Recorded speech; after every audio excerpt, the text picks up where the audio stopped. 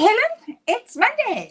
It's the holidays and we should not be working, but we are so excited to share with you what's happening in Coach in the Class, which we will show to you on Friday, but in the meantime, we want to share it with you.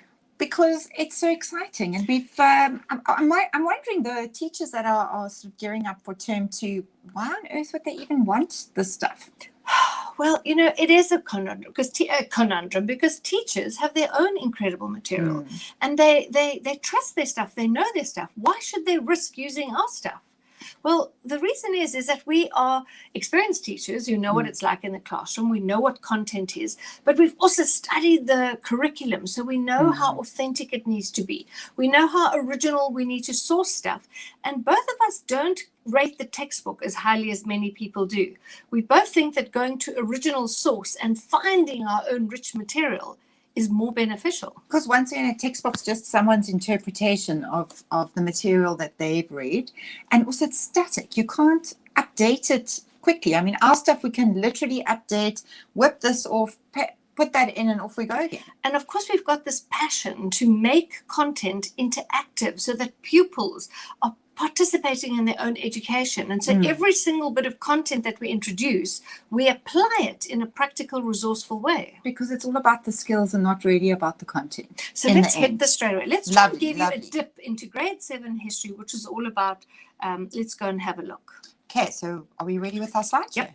Cool, let's go. So if we look at the grade 7 history, term 2 is going to be the transatlantic slave trade. And there are certain headings that have to be included. So you start off with West Africa before the slave trade. And so what we've done here is always there's a lesson note which is set out in the same way. It'll say what objectives we're trying to achieve, what resources are required, and then step-by-step instructions on how to do this lesson. Fabulous. And if I don't feel like reading? Well, we've also got the audio video where we actually give you a short video saying, this is what you're going to do, number 1, number 2, number 3, and visually we take you through and show you. And it's got to be under 5 minutes because my account only allows me a 5-minute video. Yes. So it keeps it short and sweet. Right. And then we've gone to find rich resources. Like so many times we tell the children about what West Africa looked like in the time. But actually we've sourced you a cool map that tells you exactly about it. Oh, wow. And then the interactive worksheet is, if you're using a Google slide, you can actually drag the number 1 green onto wherever the Cape Verde Islands are. And the blue 2 could be dragged to Senegal. Fabulous. But if you are not using technology, you can simply write the 1, the 2, the 3. And there's actually a separate worksheet without all the colors behind for the ZTech where they're just going to use the numbers. And here we have that crossover again into geography. Yes, understanding what you're talking about, not just knowing that those were the countries, that these are all the slave countries that need to be recognized and known. And then at the end, once you've introduced this whole lesson on West Africa before slave trade, children must just write down what they can remember. So we're teaching them to make their own notes. Fantastic. But we always give them a frame or a guide. So having listened to the lesson, now use the circle map to talk about all the activities and industries that were thriving in West Africa before the Europeans came along. So we're teaching them a skill and we're giving them a tool. Wonderful. We're applying the knowledge in a skillful way. Love it. So then again, we're always talking about these plantations in the new American South, but do we ever go and show them where Georgia and Carolina and all these slave areas are? Yeah. And so this is lesson 2 or 3, which talks about the nature of slavery, and it talks about what products they were growing. And so excellent. We've offered them work cards, which you would stick together back to back. Yeah. And so there's the information on cotton. There's the picture because we know how we love pictures. Yeah. And you can see on that lady's face just how backbreaking this labor is because it was intense. They had 18-hour days picking and even this there's cotton. a child there. Totally, because children were part of the slave labor. We didn't honor anything about, in the movie trade today, where if you're under 13, hours are limited and So there are these resource cards that the children will look at, can pass around in groups.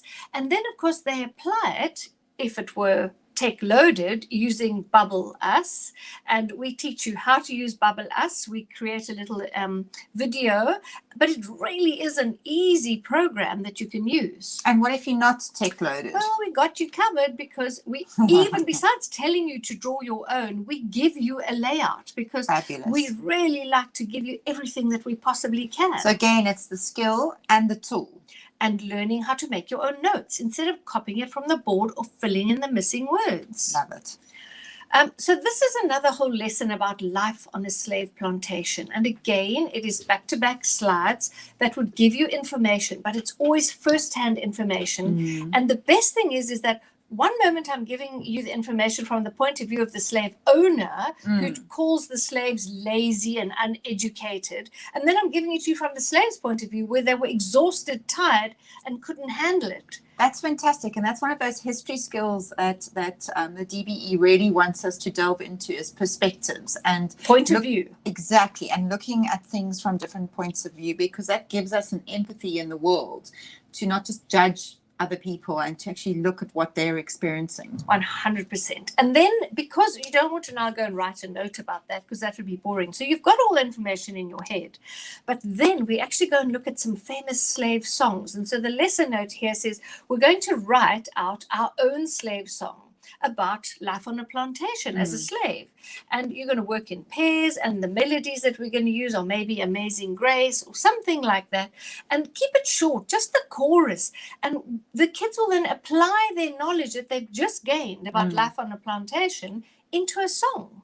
That's fabulous. You know what I really like about that, and possibly what other teachers will like, is that there's this cross-curricular sort of slant to this lesson, where we have to be assessing music and drama, and that And even language. Yes, all the cultural arts subjects, and that's great that we're including this in a history lesson as well. It really makes the lesson rich then and appealing to a wider audience. Which is exactly what Coach in the Class are aiming for.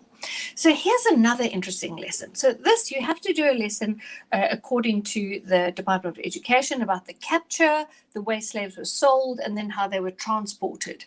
And so what I did was I sourced 3 videos, but in fact 2 of them are part of a 145-minute video. Wow. And where did you find these videos? Oh, they are authentic, online, and the people who are talking are real African people. So it's not some textbook written by some South African person. They lived, their grandpas lived the slave trade. Wow. And in fact, lesson 2 is a comprehension by a Nigerian woman whose grandfather was a slave trader.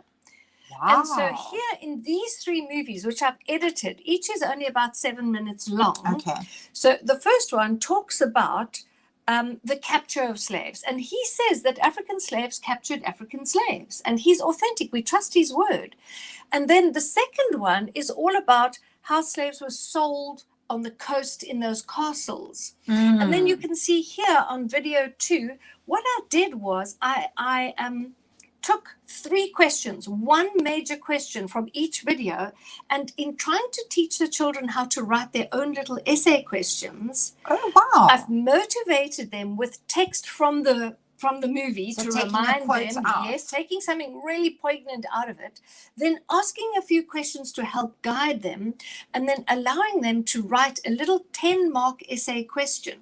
Fabulous. So those short questions that pop up in history exams. Yes, and in a way they're summarizing the movie they've just seen, but I'm assisting them because they're new to this. Yes. And then there's a rubric, and from the rubric they can see what I'm marking them on. Fabulous. And I've set it out for the teacher, and by the end of this she's got 30 marks towards. And there's also an opportunity to improve on each little essay writing bit every time as well, to get better at it, because you're getting multiple opportunities to give it a go. And it's a whole idea of, yes, we expect them to essay write, but do we teach them? Yeah. Yes, we do. Here we are doing it. And we're getting the opportunity. You can see the rubric. And for me, that's the richness of Coach in the Class. Fabulous. And then this lesson here, again, is really cross-curricular. This is where they're going to do a project on one of the abolitionists. And so this one here, where it says, I was born in Tuckahoe near so-and-so, Maryland, and I had no accurate knowledge of my age. It's an authentic account from the book by Douglas, Frederick Douglass, telling you who his mother was and that he never met his mother, that he was sold. His mom was sold to a separate farm. And she used to come, she went to visit him only at night because she literally escaped. They were not allowed to leave the farm. And he only saw his mother 4 times at night, and all she did was put him to sleep. So sad. Wow. And so the children are now at that point, I think this is about lesson 11, 10 and 11, where they must do their own research project now, because we've shown them how to curate their own information. But of course, we help them and we give them all these websites, Ducksters, Kids Britannica, Kiddle, and History for Kids, and it is within their understanding, and it's an assistance for teachers. Absolutely. And whether you choose Harriet Tubman or Nat Turner or this Frederick, you are going to, we've assisted you. Yeah. And again, the movie that we've shown here called The Abolitionist Movement introduces all the abolitionists in one short movie. So it takes time to find a movie like that, short, sweet, and to the point, and introduces how they came about. And in fact, I think I've edited this even from another longer video. In fact, I have.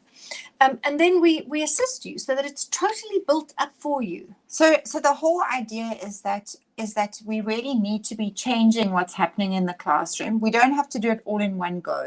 If there's something that you've been teaching in your transatlantic slave trade lesson that you really love, that you want to continue working with, then you keep that and you supplement those other lessons that maybe are a little bit boring or bland or textbook Make based. it your own.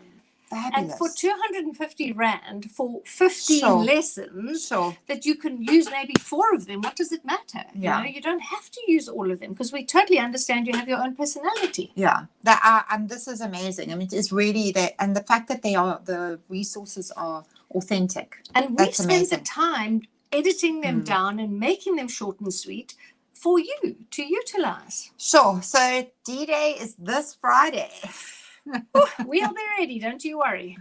Yes, we will not be on holiday. We will we'll be slaving away. We'll be the slaves, yes, but actually not really. It's something we love. I mean, it's so if you've got the time, you would love doing this because this is what teaching is about. It's not about that red tape that ties you prisoner. Okay. Yeah, no, totally. This is it, and I know you'd love to be doing it, and that's why we're so happy if you do make changes to what we put out there and adapt it, and give us feedback. Totally. And we'll, because we're still in the process of writing all this, but it is awesome. And we really just wanted to let you see the richness of the content to justify why you should purchase the products that are available on Friday. And it's also a way for us to reach more teachers, I think, to get more teachers to change. And as coach in the class to help them become more 21st century skills, whether it's technology or not, and you choose to do the technology when you wish to use it. Exactly. So we'll see you next Monday when all of you have had a look at the amazing Coach in the Class resources and purchased and are ready to go. Definitely. And we generally always make one lesson free so you can get a feel of it. Lovely. So we'll see you next week then. Same on time, Monday. same place. Bye. Au revoir. I don't think you got that, but it was a good thing.